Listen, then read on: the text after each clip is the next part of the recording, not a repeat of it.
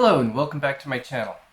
In a previous video, I talked about misheard song lyrics, and I showed some famous examples of famous pop and rock songs from the from the 60s onwards to kind of the early 2000s, songs that have been famously misheard by listeners. At the end of the video, I gave one fairly simple or simplistic explanation for this that people were not hearing very well, perhaps. Well, I'm going to kind of clarify that and explain some more. There are some other reasons for these misheard song lyrics. There's a lot more to it than that. So today I want to go into reasons why people might mishear certain song lyrics in popular songs. Now, when we talk about some of the examples in my previous video, one thing to understand was the technology that we had at the time. Before the 1990s, everything was analog. Nothing was digital. We didn't have anything digital. Digital recording, digital broadcasting, digital music player devices, everything was analog. We listened to music on LP records and audio cassettes. Music was recorded in studios in analog, not digital. Radio stations played their music with analog players and analog broadcasting signals. Today, all of that's digital. Back then, we also used maybe kind of little portable radios to listen to music. It was all analog, sometimes poor quality players by modern standards. And that's part of the reason. Some of the songs in the previous recordings were also not really great quality recordings. The studio recording quality sometimes was not that great. And these are some contributing factors. So part of the reason was the music technology, the sound technology back then. Now, another important reason has to do with how humans understand spoken language and how our brains understand what we hear. People think that we understand language like this. We identify the individual sounds, the consonants and the vowels, then identify the words, kind of put them together, kind of build up, and then the words in into phrases and then into whole sentences. That's called bottom-up processing, from the little bits up to the top, the whole sentence. That is a good part of how we understand spoken language, but that's not all that there is. This alone would not work because sometimes we don't hear the words or the sounds correctly. We need something to help fill in the gaps. So we also engage in what's called top-down processing. We use information from kind of a higher level of organization or structure to help us understand the sounds and the words. And sometimes when we have to make good guesses about the words and the sounds, it's called top-down processing. So when we have trouble understand something, it's useful. When we listen to spoken language, we use top-down processing as well. So what are these kinds of higher levels of information? Well, we use context. We try to identify the context to guide us. In understanding the words along with the context, our brain calls it our knowledge of the world, about that topic or that context. Our general knowledge of things and of different types of themes or topics, context, it's what psychologists call semantic knowledge or world knowledge. For example, if you are listening to a love song, your brain calls up its semantic knowledge or world knowledge about relationships and dating and romance and stuff and all that stuff. And that helps us to interpret the words. We also try to make guesses about important words like the nouns and the verbs that are going to come up next when we're listening to a sentence and also when we're reading. When you hear, let's say, the first half of the sentence, you're trying to guess the important words that might come up next based on your semantic knowledge and the context. And this and other kinds of inferences that we make when we don't understand things, it's based on, say, various words or phrases you've heard used together, words and phrases used in that particular kind of context, and their connections, kind of semantic associations. And also frequency, how often you've heard those words in general and how often you've heard those words in such contexts. These are frequency effects. So these top-down effects help us to understand and interpret things more quickly. This top-down processing usually works. But sometimes when we mishear something, like song lyrics, it might not work. For example, when your wife asks you to buy tomatoes from the store and instead you buy potatoes. We can make wrong guesses.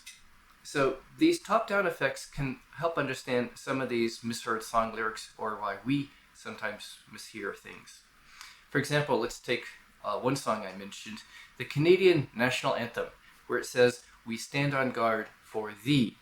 Now, thee is an older English pronoun, you singular. We used to distinguish you singular and you plural in English. If it's a sentence subject, it was thou. If it's an object, it was thee for the singular. You and ye were the plural pronouns for object, for subject and object. If you're used to reading Shakespeare or another older English literature, you're probably familiar with those terms. But a lot of younger listeners would not be familiar with those words. So if they hear stand on guard for thee, they don't know, it's not familiar, they're not expecting it. And if you're listening to the Canadian anthem, even if you're Canadian, well, what do you think of? When you think of Canada, it's darn cold in the winter. So it's more likely you're going to think about freezing on your cars rather than standing on guard for thee. To an average listener, it's more likely. It's a sensible guess based on the context and the fact that we can't really make out those old words sometimes. Another example I gave was the song Age of Aquarius. It's a pop song from the late 1960s, and a lot of people back then misheard it as the Age of Asparagus. So to begin with, the recording and production quality of this song are not really great. It sounds to me actually like a stage recording, not a studio recording, and it was a rather large group, a lot of people with all their voices. So the sound quality is not great to begin with, the production quality. And then the phrase, Age of Aquarius. What does that mean? I don't know, actually, exactly. And people back then wouldn't have known, most people. This was at a time when people were experimenting with new sounds and music, experimenting with new social trends and fads, new drugs, new religious movements, religious experiences, including unusual mixes of Eastern and Western religious ideas from Central and East Asian religions mixed with Western elements, what we call New Age spirituality. And I don't know what the Age of Aquarius is exactly, and the typical person listening to the song back then wouldn't have known. It doesn't make much sense. So the closest thing in people's mental dictionaries and their semantic associations would be asparagus. What is the Age of Asparagus? I don't know. Doesn't make sense, but to most people, Age of Aquarius wouldn't make any sense either. It's just not something you would expect. It's a very unusual word. So Age of Aquarius, it would be a completely unfamiliar phrase, kind of nonsense to a typical person. When you consider how often you hear different words, well, asparagus is just a lot more common than Aquarius. It's an incorrect guess, but it's a sensible guess based on your top-down effects. So these top-down processing effects cause people to mishear because they can't really figure out the sounds in the words. For various reasons, if we can't hear the words in a poor recording, a bad guess is better than nothing at all. Now I want to talk about the most famous example in the previous video. This is the most famous misheard song lyric in American popular culture. This is Jimi Hendrix's song Purple Haze, where he says, "Let me kiss the sky." Now Hendrix was a rather experimental musician.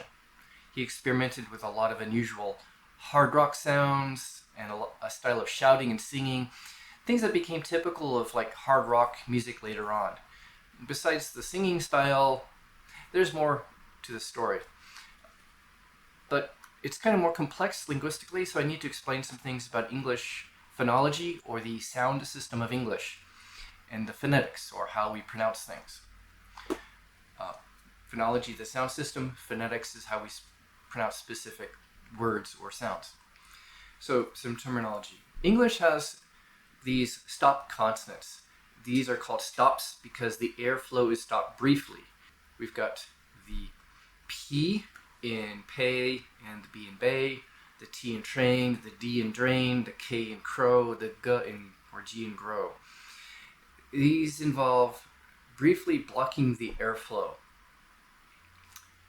The P and B involve using the lips to block the airflow briefly, and then you release the air. The T and D, the tip of the tongue, kind of blocks the airflow briefly with the tongue tip touching the roof of the mouth. K and G are in the back of the mouth with the back of the tongue kind of coming up and touching the back of the mouth and blocking the airflow briefly. So you see pairs here, 2 lip sounds, 2 kind of roof of the mouth sounds, 2 sounds in the back of the mouth that are stops, these pairs.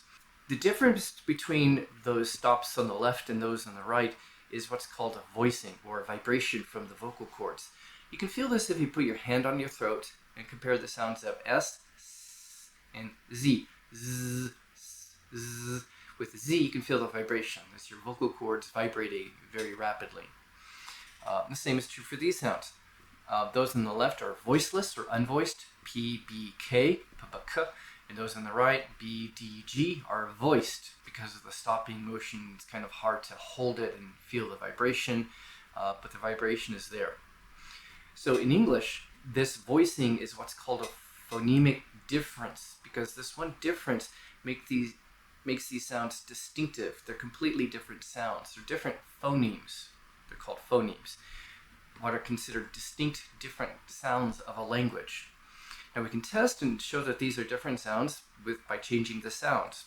And if it changes the word to a different word, then that's kind of the classic test to show that these are phonemes or distinctive sounds. So if you switch the B and P and bay and pay, they're distinctive sounds or phonemes. Different sounds, different words. It's a distinctive contrast. The same is true for the D and T, train, drain, and for K, G, or K, G, crow, grow. This is how linguists identify the distinctive sounds of a language. So the vibration in these phoneme pairs, BP, TD, KG, is voicing, the vibration in the throat. There are other things we can do with the specific pronunciation of sounds in particular contexts or particular places of the words. And this gets into the phonetics, or how things are actually pronounced. There are other things that we can do which in English won't be phonemically distinctive, but they depend on maybe position in the word, where in the word the sound is. I can say the P, T, or K without fully releasing the airflow. Usually the airflow is briefly stopped and then released. But I could maybe halt the release, and we do this sometimes in English words, like when a stop sound is at the end of a word, like stop, tack, or tap, or when these sounds are immediately followed by another consonant sound, certain other consonant sounds that affect the airflow, like cup full, tap dance, or tactile. So these stop sounds right in the end of the first syllable, P in cup full, tap dance, tactile. We don't usually say stop, tap, tack with the release of air. If I did, though, they would still be the same words. It doesn't change the word. It's not a phonemic difference. I can also say the P, T, or K with a strong breath of air, what we call aspiration, like the P in push. I can hold up a piece of paper to my mouth and I can say push, tap, kit, and you see the paper moving. It's because those sounds have this puff of air or aspiration. They're aspirated. It's not a phonemic difference, because if I don't do aspiration, if I say like a soft P, T, or K, push, tap, tap, kit, with less aspiration, you can still tell which word I'm saying. It's the same word. It doesn't change the word. It's not a phonemic difference. They're not different phonemes. This aspiration difference depends on where the sound occurs in a word. It occurs in certain places in words, and if you're learning English as a second language, it might be hard to figure out this pattern. It occurs in stressed syllables, that is, before a vowel. The first P has aspiration, while the second P is soft with no aspiration. Pepper, pepper, pepper. Okay. The P in the other examples are unstressed, and so the P's are soft. No aspiration. Topping, stop, cupful. Same for the T in tap, like tatter, tatter. Okay. As opposed to the soft T, the second T in tatter and the T in rattle, rat, catfish. The K in crackle, the first K, crackle, crackle, as opposed to the second K of crackle, or the K in heckle, rack, tactile. K sound in tactile. So now that's generally true that these sounds in stressed syllables are aspirated. There's another complication though. When you have a stressed syllable with an S right before these stop sounds, even in a stressed syllable, you can't really make that aspiration. It's just weird or hard to say it. So I can't really say spit, spit. It sounds hard. It takes too much effort. It's spit. It's a soft P, spit. Same for split, stop, skip. In these cases, the stop sound after the S is without aspiration. You can't really put that breathiness into it right after the S because the S is a very energetic and breathy consonant, a lot of breath, airflow. So it's spit, stop, skit, and such. Back to the Jimi Hendrix song. He said, "Let me kiss the sky," which people misheard as "let me kiss this guy." So the main reason why people misheard this is because the K in sky here is actually soft. It doesn't have that aspiration because English speakers, we don't say the K after an S. It's a soft K, K. So it sounds kind of like a G. It's without aspiration, kind of like a G. It doesn't have that aspiration. There's a voicing difference here, but it's going to be hard to hear after the unvoiced S, and especially hard to hear in kind of a loud rock song the way it's sung like this. Plus the fact that we often link words together in English. People are expecting that when they listen to English, spoken English, conversation, or songs. We expect this kind of linking or connection between words. And so people just have that expectation. So when they hear "let me kiss the sky," it's easy to hear "kiss this guy." Today that's no big deal, but in the 70s it was kind of shocking to hear somebody talking about kissing another guy. It's an easy mistake to make with the way the song's performed, perhaps with the music technology, the sound technology back then. So if you have trouble sometimes with English sounds, with these little details of pronunciation, this could be one reason why you have trouble. In some languages also, this difference in aspiration can be phonemic in some East Asian languages, and for some of you that might be something causing confusion.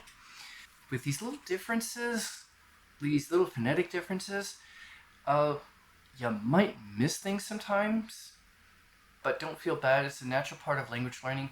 You probably just need to do more ear training by listening to more English conversation, listening to more English media, listening to more English songs to kind of train your ears to get used to these little sound differences, these little nuances of pronunciation. So I hope this clarifies some things about misheard song lyrics. It's not necessarily because there's a problem with you. There are sometimes good, understandable reasons why you might mishear songs sometimes. So you might just need more listening practice, especially if you're learning English as a second language. So I hope that helps. Just listen to more English. Listen to some good music. Hope that helps. So until next time, good luck with everything, and I'll see you later. Goodbye.